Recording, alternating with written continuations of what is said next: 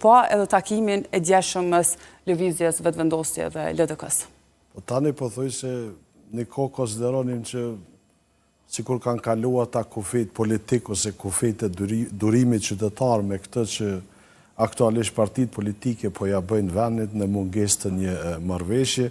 Tani po thuj se kemi hyrë edhe në fazën e kontesteve ku edhe afatet kushtetuese po thuj se janë të kontestuara dhe në bazë të kësaj normalisht që ndoshta është ajo pritshmja marrë për bazë sjelljen e partive politike edhe në vitin e kaluar edhe në këtë vit që si duket po janë bukur kreative në përpjekjet e tyre për të bllokuar krijimin e institucioneve, gjë që bie ndesh me mandatin e tyre, me përgjegjësinë kushtetuese, përgjegjësinë që kanë ndaj qytetarëve, që është esenciale, domethënë, krijimi i institucioneve dhe qeverisja e vendit.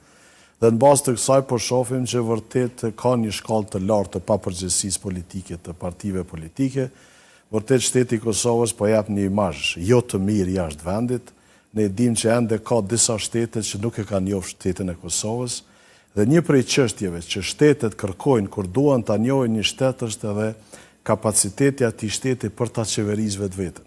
Dhe me këtë që janë duke bërë aktualisht partitë politike, me blokadën që janë duke bërë institucionale të funksionimit të shtetit, vërtet janë duke dërguar një mesazh jo të mirë, sidomos tek shtetet që ende nuk na kanë njohur dhe kemi nevojë gjithsesi për njohjen e tyre, një gjë që do të konsideroja që është pothuajse tërësisht e panevojshme. Të paktën kjo nuk i duhej vendit sepse vendi ka me mira probleme tjera me të cilat do duhej partitë vërtet të ofronin zgjidhje e jo t'ia shtonin edhe këtë problem i cili pothuajse tani konsiderohet si problem mbi gjitha problemet tjera që i ka vendi.